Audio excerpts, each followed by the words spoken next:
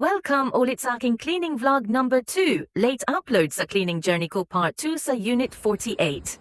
This day, out time ng aking guest. I texted him na out na sila ng alas 12 ng tanghali, kaso hindi siya nag-reply.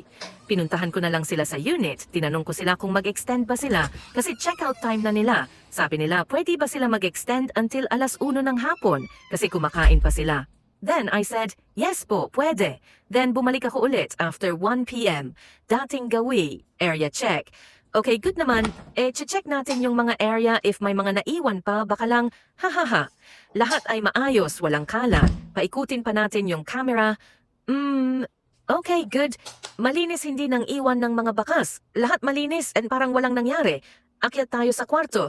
Dito, isang kwarto lang sila kasi 2 adult at isang baby lang sila.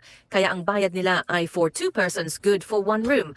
Marunong naman sila mag-alaga ng bahay. At ngayon, oras na para maglinis. Baka may naiwan pang dumi na hindi nakita. Salamat sa panonood, guys. Kung gusto nyong mag-book sa aming Airbnb townhouse dito sa Davao City, tumawag lang sa 0932-4845-803 o i-message ako sa aking Facebook page, Echo's Crib.